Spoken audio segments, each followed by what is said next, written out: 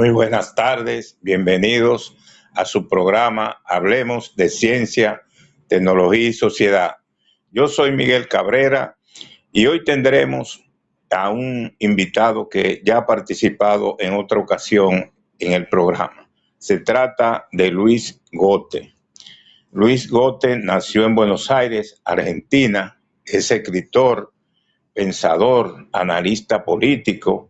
Además, su línea de investigación está dirigida al pensamiento hispánico, al federalismo y a la defensa de la autonomía municipal.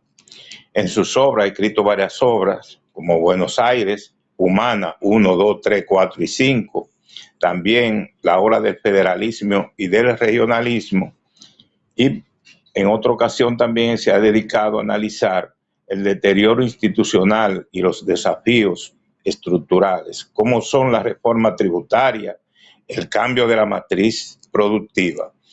Se trata de un investigador de Argentina que va a analizar en este momento, vamos a empezar a analizar lo que es el tema instituciones, federalismo y destino de América hispánica. Hay mucho de qué hablar en América, en este tema de América hispánica y sobre todo sobre federalismo, sobre el destino actual de América Latina, un tema de mucho interés y que puede ser que América Latina tenga un destino que no está todavía previsto por los acontecimientos últimos que han sucedido en el mundo y también en la región. Sin embargo, vamos a dejar a Luis Gote que sea quien analice ese tema y dé su opinión y su enfoque. Muy buenas tardes, Luis. Buenas tardes, Miguel. Gracias por tu presentación. Pero bueno, mejor dicho, cuando hemos recorrido provincia de Buenos Aires, nuestra Argentina, y tomamos contactos también con compañeros de otras latitudes, de otros países de esta América hispana inmensa y grande, uno va comprendiendo no solamente por la cuestión de la calidad de su gente, de su historia, sino también del potencial que tiene y de lo que puede llegar a dar al resto del mundo. Un mundo que está esperando que nos organicemos, pero no económica o políticamente, sino que partamos de nuestros valores y nuestros principios que fueron dados por España, pero no por la España del presente o de los últimos décadas o siglos, sino de la primera España. Como ya hablamos en el primer programa, tú te acuerdas, que hicimos referencia a la reina Isabel de Castilla.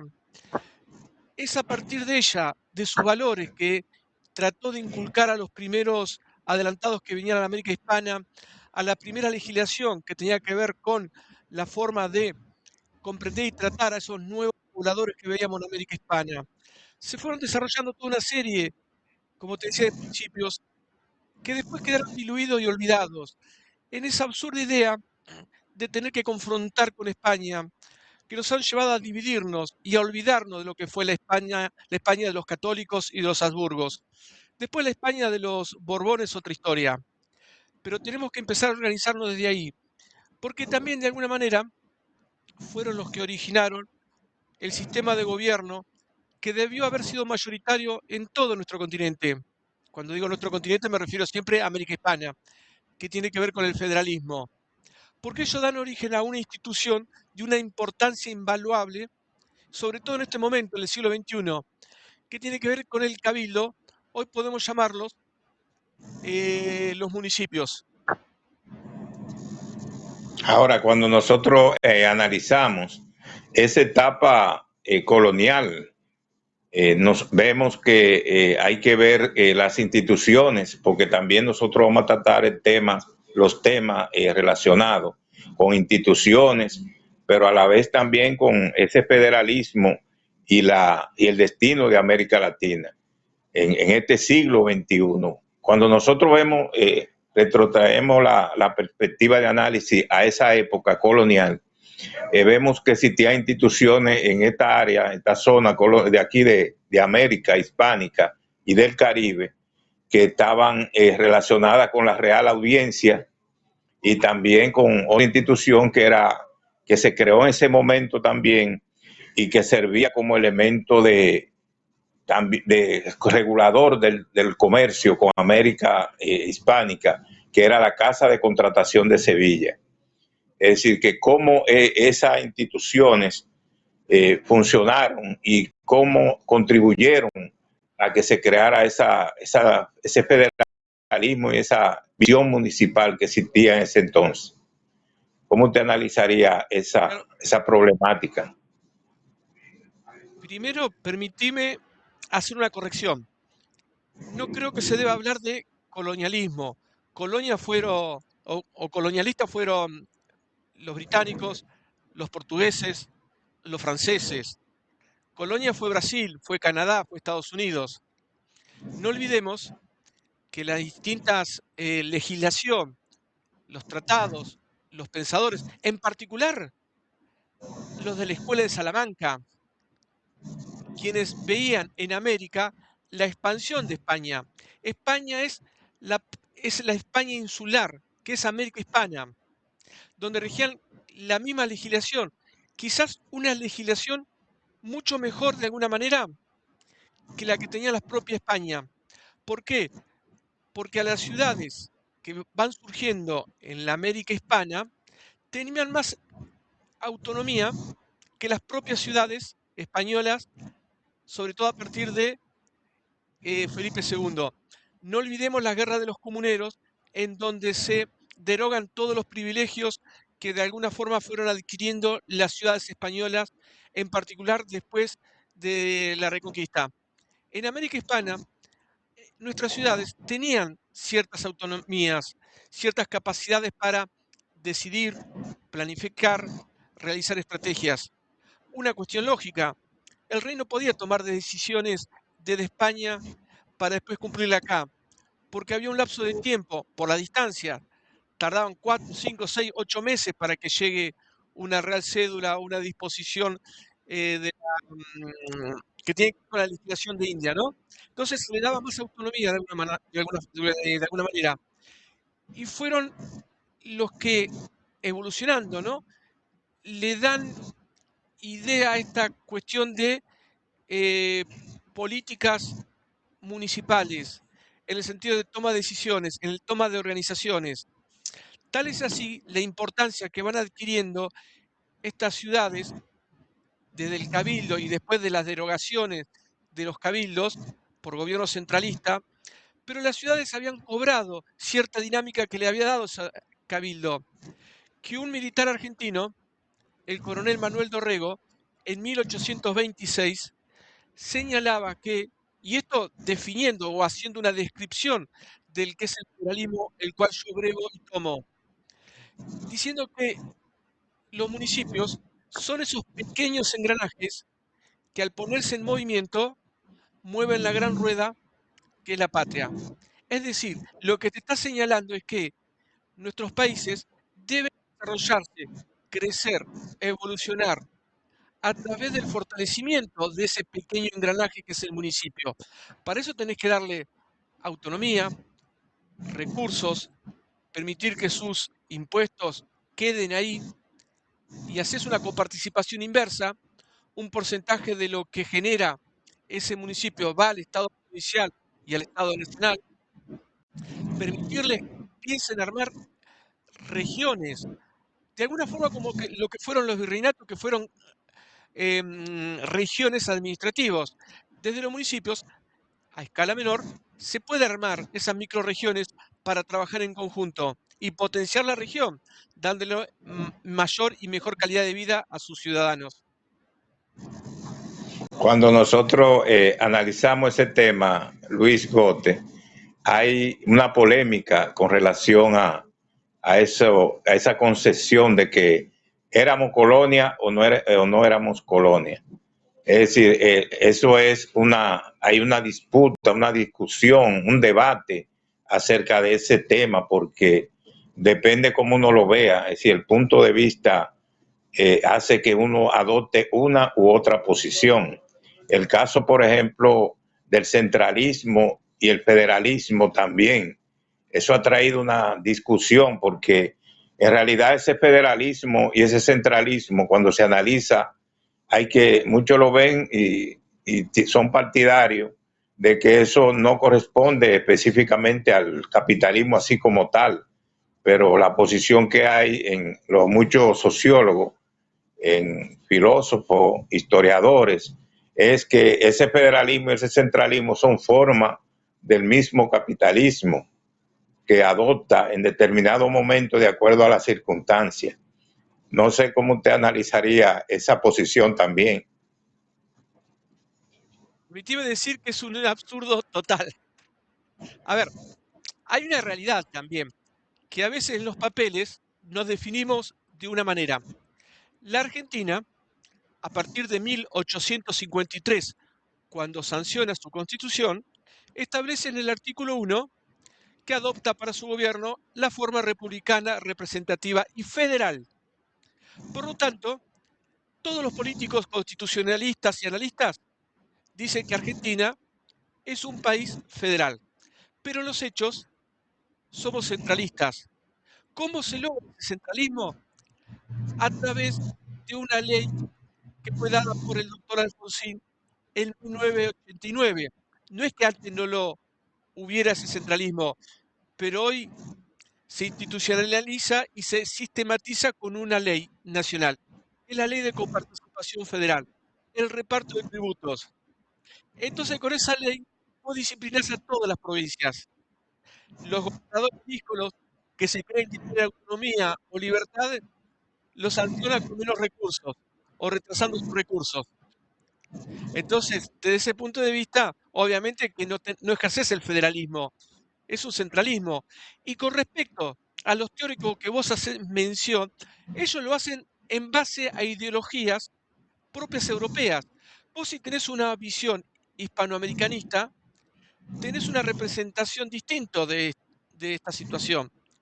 El tema del centralismo se ha dado por una cuestión también ideológica, que viene de los peninsulares españoles, que habían sido tamizados por todas estas nuevas teorías que surgían en el final del siglo XVIII, principio del siglo XIX, con la Revolución Francesa, que tiene como eje ese centralismo propio del francés. Estamos hablando de una España borbónica. Esas ideas centralistas fueron llevadas a la América y permearon a los continentalistas, es decir, a los españoles del continente que habían quedado en América Hispana. Y ahí viene una lucha, una confrontación con nuestros criollos, con nuestros mestizos, porque ellos tenían una idea pactista, juntista, si se quiere, del diálogo, de buscar acuerdos, porque toda su historia fue de esa manera. Y esto es la constitución o la base del federalismo. Vos fíjate, Chile con José Miguel Carrera, 1811, establece lo que se conoce en Chile como la patria vieja, federal. La República Federal de Granada, la República Federal de Colombia, el Estado Republicano Federal de México, el Río de la Plata Federal, todos eran federales, todos iban por ese camino. Pero, y esta es la gran pregunta, ¿por qué a partir de la mitad del siglo XIX terminamos siendo todos centralistas? Y hoy, actualmente, todavía sigue siendo centralista casi toda la América Hispana. Es más, en el punto número 270 del informe de la Comisión Interamericana de Derechos Humanos del 2023, establece que aquellos países que se rigen con un sistema federal deben rever esa posición federal. Te están diciendo desde la Comisión Interamericana de Derechos Humanos, que depende de la Organización de Estados Americanos, que está relacionado con la Organización de Naciones Unidas, que el federalismo debe ser reconsiderado. En este caso, los únicos países federales de América Hispana es México, Brasil y la Argentina, deben empezar a reconsiderar en un sistema centralista como es el resto de los países de América Hispana. La pregunta es, ¿por qué? ¿Qué hay detrás de todo esto? Bueno, a veces cuando uno analiza la historia hay que ver los pasos que se dan y las visiones que se tienen de los momentos y de los acontecimientos. Por ejemplo, se señala la guerra de independencia que se dio a partir de la segunda mitad, vamos a decir, ya iniciando más bien el siglo XIX, porque la primera independencia de una nación se logró en Haití en 1804, pero a partir ya de la constitución de Cádiz en España y de una serie de acontecimientos que se fueron dando en el mundo, eso favoreció la lucha de independencia en América Latina y eso provocó que las naciones se fueran independizando de manera paulatina. A partir ya de 1930 en adelante ya casi no había colonia en América Latina y el Caribe. Creo que una de las últimas que se independizaron en América del Sur fue Brasil, y luego en el Caribe, Cuba y Puerto Rico siguieron siendo colonia española hasta 1898, cuando estalló la guerra hispanoamericana, que ya quien ejerce la influencia en el Caribe es Estados Unidos.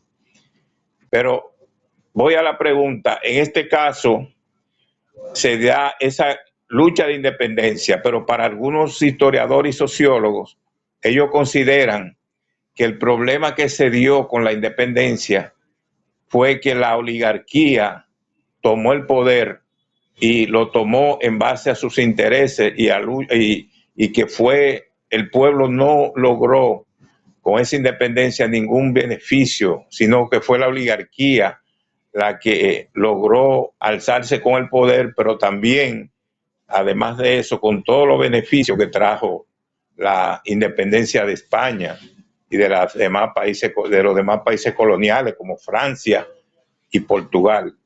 No sé qué criterio usted tendría sobre ese tema.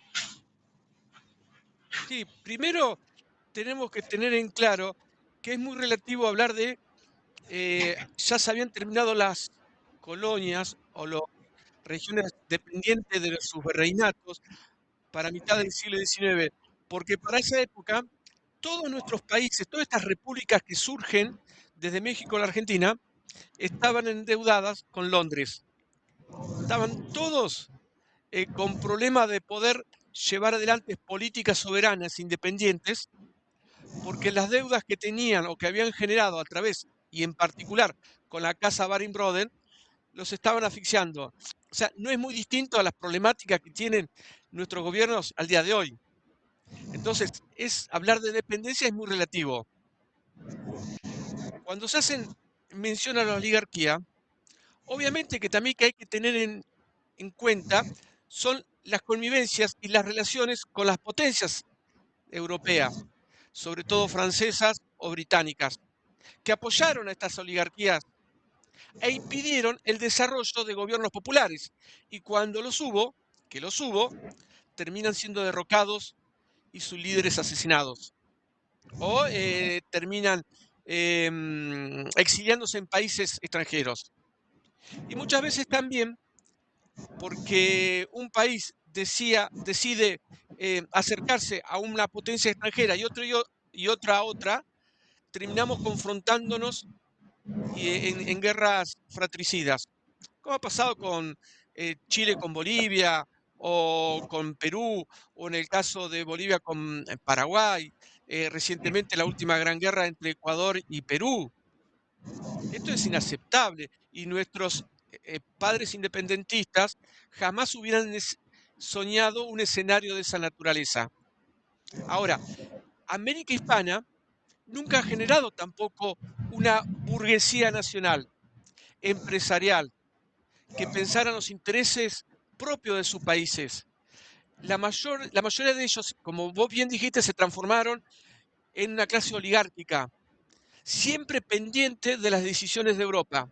En el caso de Argentina, la oligarquía agrícola ganadera, siempre observando a Gran Bretaña y Francia como las principales compradores de la producción de nuestros recursos. Y esta oligarquía quedó atrapada en esa régimen extractivista de producir lo que se saca de la tierra para vendérselo a los europeos. Ellos manufacturan y traían la producción hacia la Argentina y nosotros comprábamos.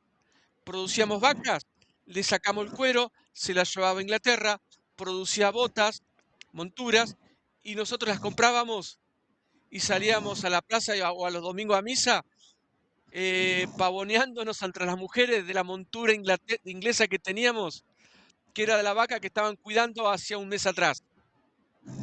Entonces, esa oligarquía se ha mantenido porque ha concentrado poder y todavía se mantiene. Y lamentablemente nuestro pueblo, que no tiene una formación cultural como para confrontar, se encuentra en una situación, yo diría, estática, en donde es necesario ya pensar en una segunda emancipación. Una segunda emancipación que no solamente está atada a la hegemonía norteamericana, que ahora se está viendo con mayor visibilidad, y en particular con lo que pasó en Venezuela y con lo que puede pasar en Cuba, sino que también corremos el peligro de las grandes empresas, industrias tecnológicas que están buscando espacios para instalar su granja de servidores para proveer de Internet, en el cual necesita refrigerar, necesita clima frío para esto, ríos, agua y sobre todo electricidad. Se viene una tremenda pelea por las regiones productoras de electricidad. Y América Hispana tiene mucho para aportar de esto. ¿Y cuántos gobiernos van a caer en rehenes de estas grandes industrias tecnológicas? Cuando nosotros analizamos el problema, la problemática española en la región, tanto en América, sí, América del Sur, Centroamérica y el Caribe, y la parte también de México, que pertenecíamos a España, tenemos que considerar que España no tenía esa capacidad para industrializarnos, para que nosotros avancemos como naciones que podían enrumbarse dentro del camino del capitalismo. Es decir, había esa limitación de España, pero también cuando usted señala el caso de Inglaterra, hay que tener en cuenta que en ese momento Inglaterra era la potencia mundial más importante del mundo. Es decir, era la que dominaba los mares. Era una potencia que tenía una capacidad militar y económica muy fuerte, y que España incluso llegó a caer en momentos de guerra, de enfrentamiento directo con Inglaterra. Es decir, que ese desplazamiento que se hizo de España, que quiso crearse o formarse como un país, una potencia imperialista, no se logró en el sentido estricto de la palabra, porque España carecía de la posibilidad del mercado y de los elementos en cuanto a la economía. La economía de España no estaba apta para ser una potencia en ese momento, y el lugar lo ocupó Inglaterra. Incluso Francia tenía mayor inversión en Haití que aquí en la parte de la parte este, y en la parte oeste. En la parte oeste Francia tenía mayor posibilidad y mayor inversión y mayor desarrollo, y en esta parte este, que lo ocupaba España, se vio esa diferenciación, porque lo que habían, incluso cuando vemos la producción agrícola, se veía los trapiches en la producción de caña y de azúcar de caña, mientras que del otro lado, en la parte oeste, que la dirigía Francia, tenían ingenios a vapor. Es decir, tenían ya una capacidad industrial mayor que esta parte este de la isla. Y eso se dio en toda América Latina y el Caribe. Es decir, la posibilidad de España España lo que sirvió fue de trampolín para que esas grandes potencias que se convirtieron en Inglaterra y Francia y Holanda se desarrollaran. No sé si ese punto de vista usted lo comparte, esa situación que se dio, y por eso es que esa oligarquía que usted señala en el siglo ya, a mediados del siglo XIX, se alían a Inglaterra, porque Inglaterra era una potencia en realidad mundial. Vamos por parte. Entre el siglo XVI, 1550, 1580, hasta el siglo XVIII, 1780, 1790, España, de lo que es la extracción de plata y oro, ha dedicado gran parte, casi el 75-80%, según estimaciones de historiadores serios, honestos, que no están atravesados por cuestiones ideológicas, fueron invertidas en la América hispana. Somos testigos de las universidades en México, en Argentina, los grandes teatros, edificios, carreteras, bueno, etcétera, etcétera. Gran parte de esos recursos quedan ahí. Otra parte de los recursos, no olvidemos, que ha tenido que ser dedicado a la guerra contra el avance de los otomanos. Entonces, nunca tuvo, y hay que tener en cuenta las permanentes confrontaciones con los holandeses, los franceses y los británicos. Siempre ha estado en guerra España, siempre ha ido adelante en todo sentido, porque gran parte del sistema filosófico, y sobre todo que tiene que ver con el liberalismo británico, proviene de España, proviene de la Escuela de Salamanca.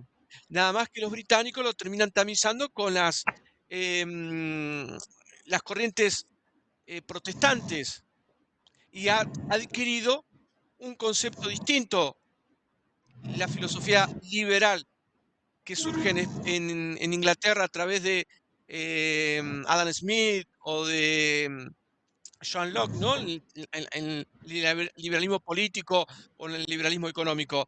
Pero la base del liberalismo es español.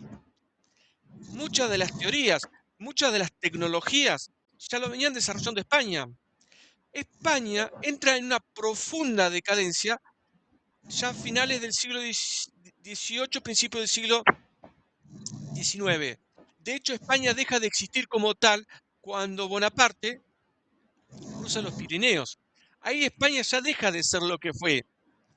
Y ese periodo de la ocupación francesa en España, que arrasó con todo, con las bibliotecas, con teatros, con instituciones, y después cuando se produce la batalla de Bailén en 1812, desembarcan los ingleses, que hacen otro poco también.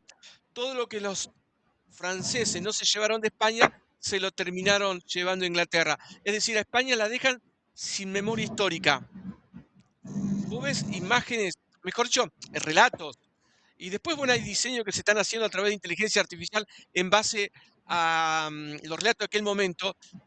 Te das cuenta que habían hecho tierra arrasada de España, de una tierra arrasada que nunca más se recuperó España. Inclusive España, como vos bien decís y describís a la oligarquía nuestra a partir del siglo XIX, se acercaron más a Gran Bretaña. Hoy España es el patio trasero de Gran Bretaña, y esto es una realidad, aunque muchos no lo quieran creer. Entonces, otro de los temas que hay que tener en cuenta son los principios y valores con los que se rigió España en nuestros pueblos, en nuestras tierras, distintas a los británicos y los franceses. Vos viste lo que hicieron los británicos con la India, con la guerra del opio en China, que es la base del capitalismo y de los adelantos tecnológicos que después va a ir desarrollando Gran Bretaña, con la industria del vapor, del gas, etcétera, etcétera. Pero la acumulación primitiva de capital se inicia con la guerra del opio en China. España nunca desarrolló una estrategia de esta naturaleza. Nos dejó respirar, nos dejó vivir. Distinto, bueno, los representantes de España lo que hicieron acá, ¿no? Con los comenderos, etcétera, etcétera. Que obviamente que cometieron excesos. Pero una vez denunciados, eran detenidos y llevados en las bodegas de los buques hacia España. Esto también hay que hay que reflejarlo y hay que describirlo. Muchos de los representantes españoles que cometieron grandes excesos terminaron presos o terminaron sin sus títulos o sus tierras, sin tierras. Ahora, ¿cómo funcionó esa forma de gobierno en ese periodo que abarca ya la independencia hasta entrado ya la segunda mitad del siglo XX? Es decir, ¿cómo funcionó ahí? ¿Cómo se dio más bien ese federalismo o esa lucha entre la concesión federalista y centralista? ¿Cómo usted ve esa confrontación que se dio en ese momento? La lucha por nuestra soberanía e independencia insumió muchísimos recursos, sobre todo dinero, y obviamente de trabajadores para el campo, porque los ejércitos eran reclutados por gente que se dedicaban a la actividad agrícola ganadera. Esto retrasó muchísimo y inevitablemente, llevaron a los gobiernos a endeudarse, como lo que te decía, particularmente con la casa Baring Brothers. A esto tenés que sumarle que había también una concepción de unidad hispanoamericana, que esto es importante y poco se dice. Desde 1826 hasta fines del siglo XIX, 1880, hubo 6 congresos sudamericanos que trataron de alguna forma de buscar la unidad de nuestros pueblos. Es lo que conocemos como la patria grande, el cual hace mención el oriental Artigas. Siempre se buscó esa forma de unificar a estos nuevos repúblicas, porque sabían que aislados solos iban a poder hacer mucho.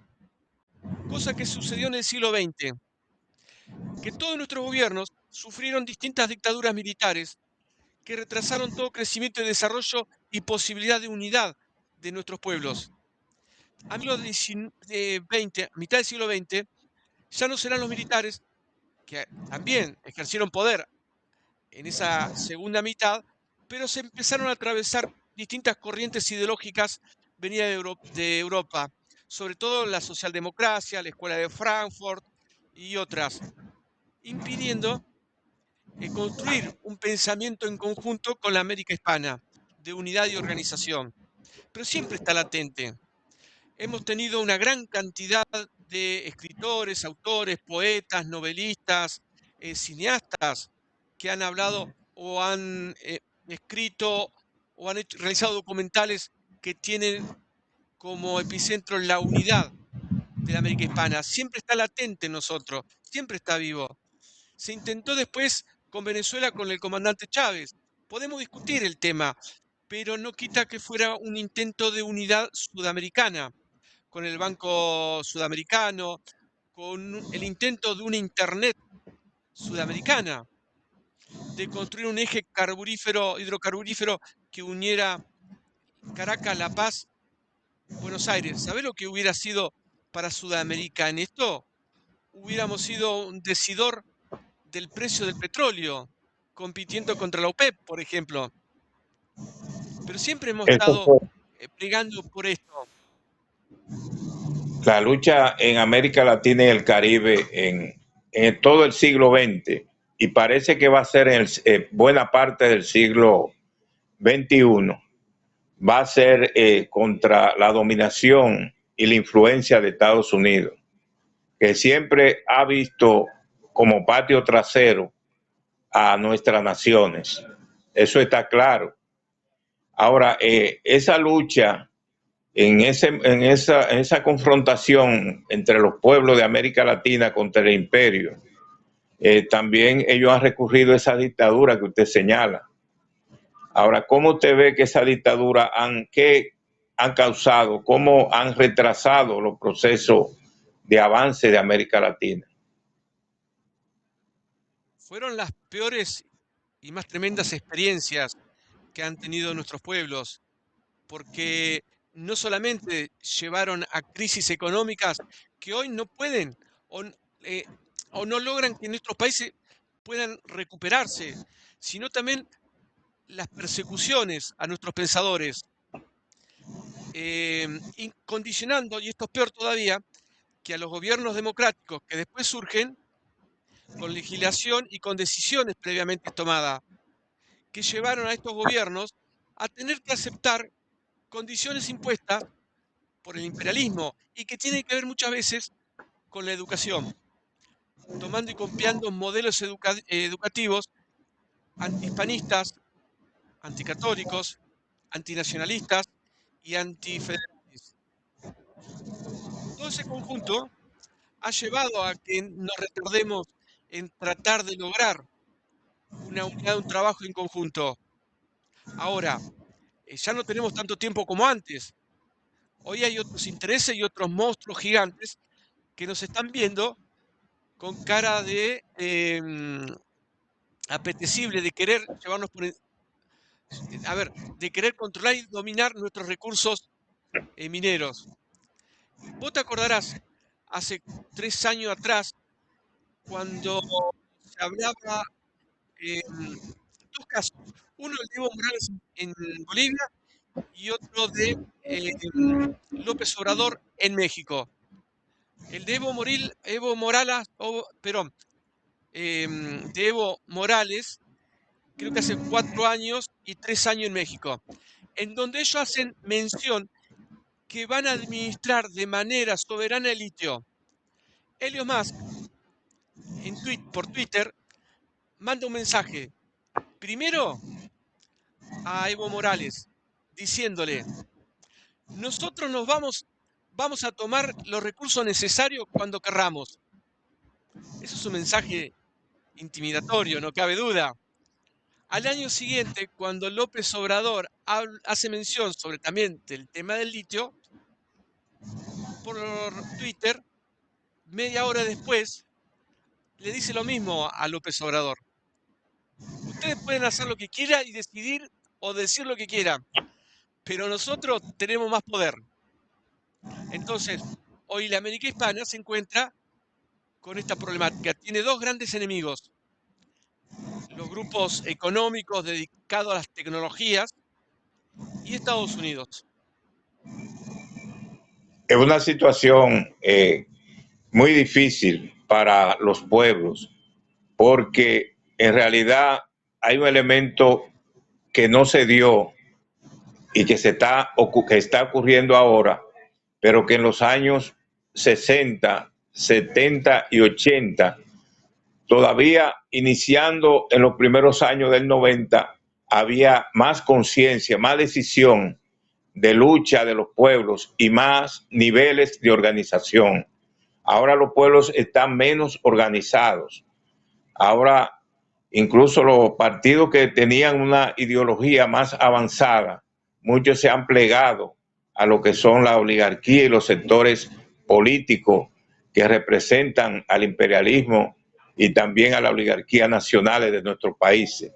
Es decir, hay una situación ahora en cuanto a lo que los políticos le llaman y los sociólogos la subjetividad, que es diferente. Es decir, hay una situación que nos indica que la lucha va a ser todavía más larga y puede ser que también más contundente por las mismas condiciones que hay en estos países.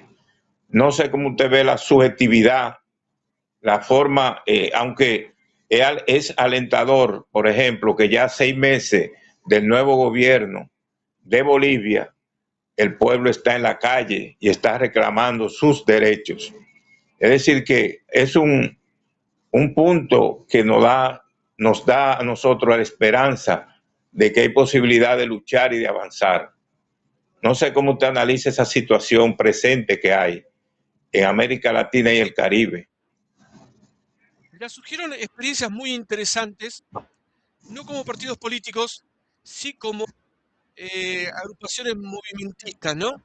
En el caso del PRI mexicano, el APRA peruano y el peronismo en Argentina, solamente por nombrar estos tres casos, que como vos bien decís, esta subjetividad que ha sido atravesada por formaciones intelectuales y académicas que vienen manipuladas a través de lo que es representantes de la escuela de Frankfurt, la socialdemocracia, la reconversión del marxismo hacia nuevas, como vos decís, subjetividades a través de las investigaciones de la belga Chantal Mouffe o Muffel, como quieras llamarlo, em, y otros pensadores, han llevado a que nuestros intelectuales, diría yo, se pierden en el camino y terminan tergiversando absolutamente todo. Y esto hace que nuestros pueblos no tengan puntos de apoyo para buscar conexiones y tender puentes con otros pueblos. En el siglo XIX teníamos muchos grandes pensadores que nuestra gente los escuchaba, los leía y comunicaba con otros líderes de otras comunidades, de otros pueblos, en otros países. Era mucho más fácil. Hoy ya no es así. O mejor dicho, no vemos que se esté dando así. Pero esto no quiere decir que subterráneamente, en nuestro subsuelo, no se estén generando nuevas situaciones, nuevos planteos, que estén pensando de la misma forma como se pensaba en el siglo XIX y siglo XX. Que no tengamos pibes de 19, 20, 25 años que estén pensando las cosas de otra manera, que ya vean en una concepción más hispanoamericana, que el chileno no es enemigo, que el brasilero no es el brazuca, que el paraguayo o el boliviano es un mendigo. ¿Me entendés? Y también, vos diste el ejemplo de Bolivia, pero también tenemos otro gran ejemplo que muchos están viendo, que es la región del Sahel de África. El caso de Burkina Faso, cómo se está organizado, cómo expulsaron todo lo que es el centro y norte de África, expulsaron a los franceses, a los británicos y a los norteamericanos, cómo se están desarrollando y organizando entre ellos para tener infraestructura, tecnología y educar a sus pueblos. Está bien, vos me podrás decir, hay colaboración rusa-china, y bueno, tal vez nosotros también tengamos que pedir algún tipo de apoyo a los chinos o a los rusos quizás, para confrontar y enfrentar esta situación hegemónica planteada por los Estados Unidos, y vuelvo a insistir, por las empresas tecnológicas. ¿Cómo podríamos entonces analizar los retos y desafíos de América Latina y el Caribe en esta época en que vivimos? ¿Qué retos y desafíos tenemos que vencer y avanzar para poder lograr que América Latina y el Caribe se libere y su destino sea mejor? Vaya pregunta, ¿no? La pregunta del millón. A ver, primero entendemos y comprendemos que todos nuestros países están atravesados por una corrupción tremenda. El narcotráfico está haciendo estrago en nuestros países a nivel político y social también. Tenemos ahí otros grandes enemigos. Nuestra clase de pensadora, intelectual, ha caído en una situación de somnolencia. Están como dormidos. Pero hay algunos pensadores que han empezado a despertar, utilizando una vieja frase, ¿no? Convirtiendo a los corderos en leones. Y que está llevando adelante un argentino que es Marcelo Bullo, que ha abierto un camino tremendo para, primero,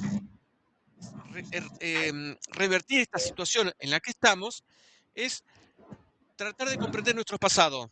Si no empezamos a entender y comprender nuestro pasado, difícilmente podamos diseñar políticas para futuro. Y esto tiene que ver con España. Tenemos que empezar a armar nuestro sistema filosófico, es decir, en cuanto a sistema de vida, de conducta, de comportamiento, que debe comenzar con profundizar y analizar el sistema de pensamiento de la Escuela de Salamanca. Está bien, vos me decís, estos muchachos pensaron en el siglo XVI, sacando la tecnología de lado, no somos muy diferentes a las poblaciones de aquel momento. Y el Ay, segundo tema es empezar a elegir mejor a nuestros candidatos. Nuestros pueblos tienen que apoyar a nuestros dirigentes, deben conocerlos, deben presionar, exigir por nuevas instituciones. Una de las instituciones más importantes es la de revocatoria de mandato. Aquel que no cumple con el mandato de su pueblo se le revoca el mandato de acuerdo a ciertos requisitos, ¿no? Mira, Artigas exigía a sus representantes, cuando iban al Congreso de Tucumán, allá por 1814, 15, 16, que el mandato era imperativo. Vos como representante, ya sea diputado o senador, ibas con el mandato de tu pueblo y tenías que pelear eso en la legislatura. Si no lo cumplías, el pueblo te revocaba tu mandato y te tenías que ir. Entonces hay que empezar a discutir todo esto. Ni que hablar de una vieja institución hispanista, el juicio de residencia. Antes que terminar tu mandato, alguien tiene que verificar lo realizado y si has cometido delitos, si no has cumplido con lo que has prometido, sancionarte. En la época española terminabas encadenado en la bodega de un barco y allá en España te hacían el juicio y vos tenías que defenderte. Bueno, hay que empezar a estudiar, a conocer y a impulsar todo este cambio en ese sentido. Sí, pero hay que también el caso de la tecnología, los avances técnicos científicos, también debemos dar énfasis en eso. Y yo veo que América Latina y el Caribe no está en esa línea de desarrollarse en el plano de la nueva tecnología, de crear conocimiento, es decir, no utilizar y emplear lo que el otro crea, la innovación que hacen otros países, sino nosotros mismos también aportar y crear las universidades, los centros de estudios superiores y tecnológicos, debemos también impulsarlo. Veo que hay un retraso también en esa parte en América Latina. Sí, Miguel, es relativo. ¿Por qué? Em, en el caso de Argentina, por ejemplo, en Brasil también, en Chile también, Uruguay, que las tecnologías más innovadoras, más avanzadas que vos te puedes imaginar, se están utilizando en el campo, en la producción agrícola ganadera. Tiene que ver con la genética, el tema de los drones, nuevos software, la inteligencia artificial. La gente, sobre todo los más jóvenes, 40 años, están aplicando todo este conocimiento. El tema de lo que es Internet. Chile viene trabajando en un proyecto junto con Colombia de una Internet sudamericana. Bueno, te decía que el caso de Hugo Chávez en el 2011 ya planteaba este tema. México también viene trabajando de alguna manera, por lo que he visto en algunos estudios, en algunos papers que publican en avances tecnológicos. Lo que falta es un desarrollo dentro de la conciencia de nuestros políticos, que todavía tienen un esquema de pensamiento propio del siglo XX. No se han dado cuenta de lo que ha avanzado el mundo y de las necesidades que tienen nuestros pueblos.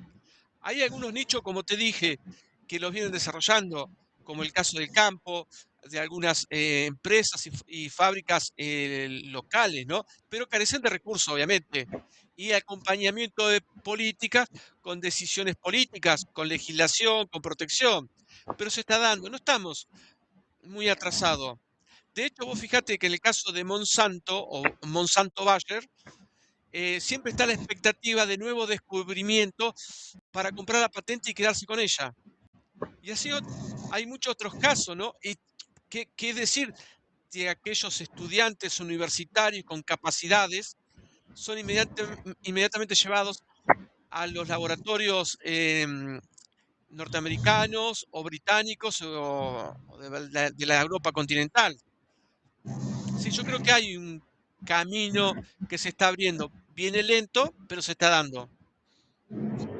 Bueno, es un placer tener a Luis Gote en este programa y algunas palabras de despedida al público. Sí, yo creo que, a ver, seguramente todos han leído, venimos viendo desde películas, informes, documentales por las distintas plataformas sobre el avance de lo que es la inteligencia artificial, de las consecuencias que puede acarrear, sobre todo con el trabajo.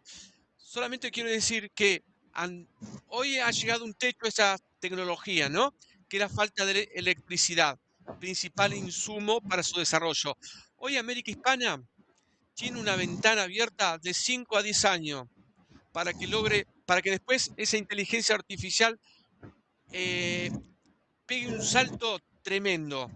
En estos 5 o 10 años tenemos que prepararnos, tenemos que educar mejor a nuestra población, tenemos que desarrollar nuevas formas de pensamiento, pensamiento estratégico, obviamente, prepararnos para todos estos avances, porque si no lo hacemos, yo creo que no nos queda futuro. Vamos a terminar siendo no solamente el patio trasero de Estados Unidos, sino en granja productora de alimentos para los europeos. Y no solamente para los europeos, sino para los africanos, porque los africanos están dando pasos agigantados a su desarrollo y evolución, si se quiere, ¿no? Y vamos a terminar siendo lo que fue África en la década del 50 y el 60. Muchas gracias, Luis Gote. Ha sido una intervención muy importante y espero que no sea la última, porque este programa está abierto a que nosotros lo vamos a seguir invitando a usted para esa palabra esclarecedora que usted emite y que crean conciencia, porque ahí es que está, que nosotros tenemos que ser entes de conciencia, de creadores de conciencia, de difusores de los mejores valores de las sociedades y también defensores de los mejores intereses de los pueblos, de nuestro pueblo, que tanto necesitan luchadores y orientadores como usted. Le agradezco mucho su colaboración con el programa y su participación hoy. Ha sido un análisis completo prácticamente, aunque nada es completo, pero esta primera parte fue muy completa de lo que ha sido América Latina y el Caribe desde la época en que éramos parte o pertenecíamos a España y a Europa, a Holanda, a Inglaterra y también a Francia, y todo ese proceso que se dio de lucha y de liberación. Gracias, Luis Gote, y será hasta el próximo sábado con Hablemos de Ciencia, Tecnología y Sociedad. Muchas gracias. Gracias a ustedes y fuerte abrazo, Miguel. Igual, que continuemos luchando en la lucha por la liberación de nuestros pueblos, que es la liberación de los países de América Latina y el Caribe. Gracias, Luis. Gracias. Sí, muchas gracias.